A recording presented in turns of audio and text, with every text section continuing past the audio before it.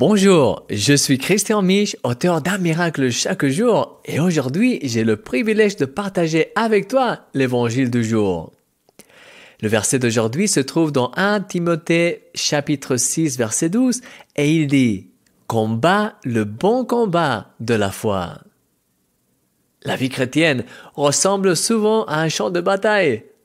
Nous voulons être proches de Dieu et faire sa volonté dans tous les aspects de notre vie. Mais plus nous cherchons cela, plus les problèmes et les difficultés semblent venir à nous. Tout au long de ma vie, en fait, j'ai rencontré de nombreuses personnes qui pensaient que le royaume de Dieu est dans une bataille constante contre le royaume des ténèbres et que c'est comme un match de football. Parfois, l'un gagne et à d'autres moments, il semble que l'autre soit en tête. Dieu merci, ce n'est pas le cas. Il y a un vainqueur clair dans cette bataille, et c'est Dieu. Ce n'est pas qu'il va gagner, mais qu'il a déjà gagné. Jésus a déjà gagné sur la croix, et il a pris les clés de la mort à l'ennemi. Il est le roi des rois et le seigneur des seigneurs, celui qui a dit à sa résurrection, « Tout pouvoir m'a été donné dans le ciel et sur la terre. » Cependant, il semble que nous ne remportons pas toujours la victoire dans nos batailles.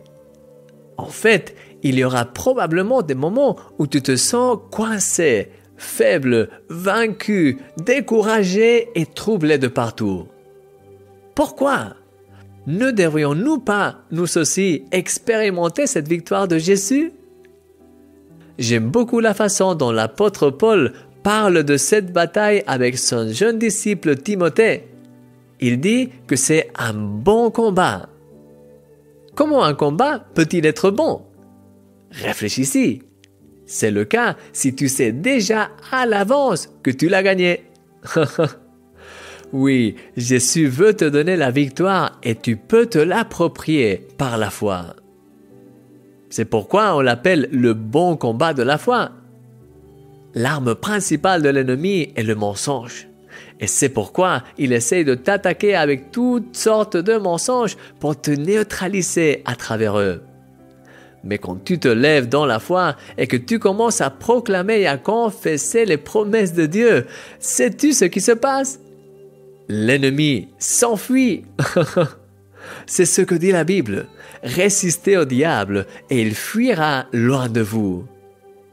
Lorsque tu as des doutes, des peurs, des insécurités, des angoisses, des complexes, lève-toi dans la foi et commence à proclamer à haute voix les promesses de Dieu sur ta vie.